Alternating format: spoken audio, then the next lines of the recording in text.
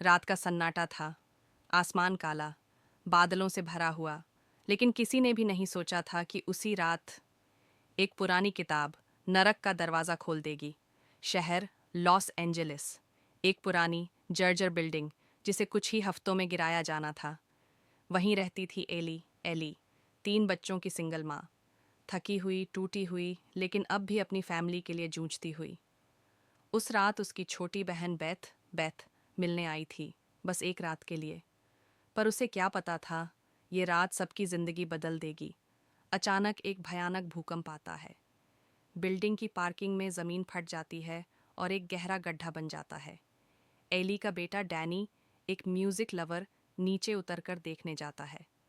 वहां उसे मिलता है एक पुराना संदूक।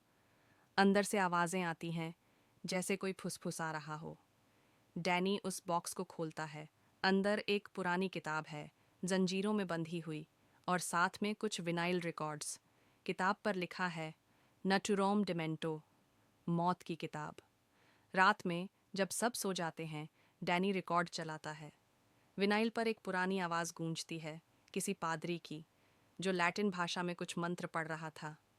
एक्स मोर्टिस, रेजरेक्शियो, इन्फर्नम।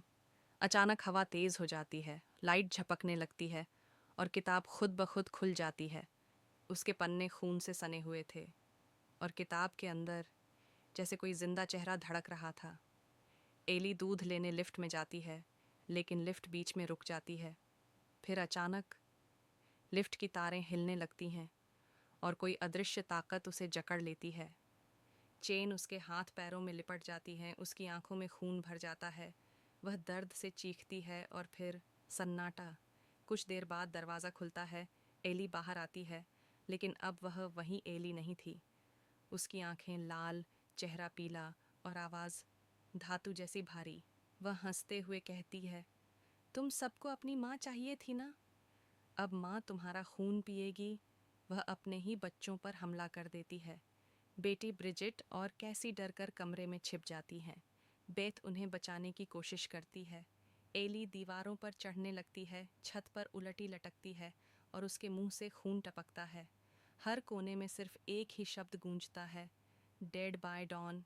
बेथ समझ जाती है, ये इंसानी नहीं, कुछ और ही चीज़ है। वह मौत की किताब उठाती है और उसमें कुछ लिखे शब्द पढ़ने लगती है। लिखा है, जिस मांस ने मांस को खाया उसे आग से मिटा दो।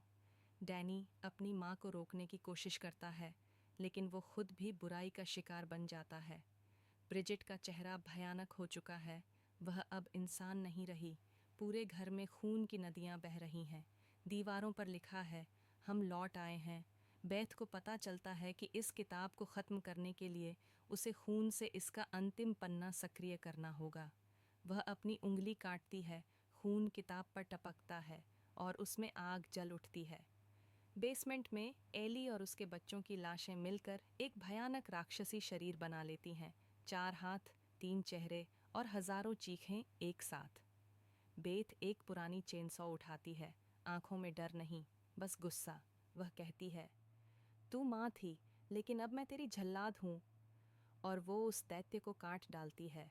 रक्त की बौछार पूरे कमरे में फैल जाती है। आखिर में वह उस राक्षस के सिर को ग्राइंडर मशीन में डाल देती है। धड़ाम की आवाज़, और सब खत्म। सुबह होती है, पुलिस आती है, बिल्डिंग शांत है, सिर्फ एक रिकॉर्ड घूम रहा है, और उसमें वही आवाज़ गूंजती है, एक बार किताब खुल जाए तो कभी बंद नहीं होती।